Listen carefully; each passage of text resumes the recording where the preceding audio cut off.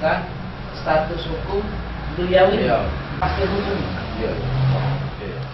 Merasa difitnah dan diduga telah melakukan pencemaran nama baik terhadap kliennya atas nama Ali Asman Nasution, warga desa Surya Adi Dusun 5, Blok H, RT 01, RW 01, Kecamatan Mesuji, Kabupaten Ogan Komering Ilir.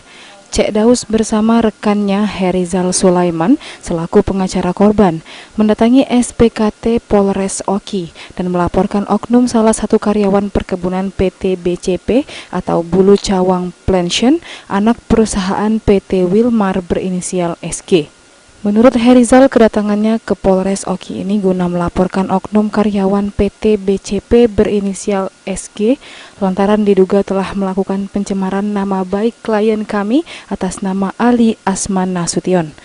Korban telah difitnah oleh oknum SG dengan tuduhan penggelapan uang Masjid Al-Hijrah yang berada di lokasi kawasan perkebunan Desa Dabukrejo, Lempuing, Oki.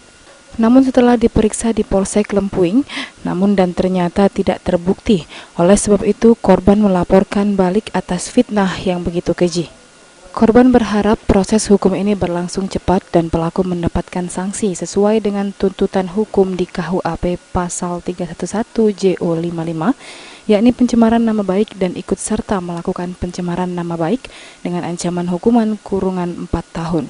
Sebelumnya, korban Ali Asman Nasution pernah bekerja di PT BCP sejak tahun 2001 lalu, namun sayangnya korban dipecat pada Januari 2019 dengan tanpa alasan yang jelas dan mendapatkan pesangon hanya 15% dari masa kerja.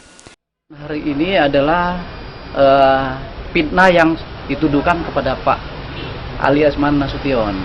Dikatakan bahwa beliau telah meminjam atau menggelapkan uang masjid yang pada intinya sudah diperiksa di Polsek Lempuing dan hal itu tidak terbukti. Jadi maksud dan tujuan kami ke sini mendampingi beliau untuk melapor balik atas perbuatan fitnah pencemaran nama baik.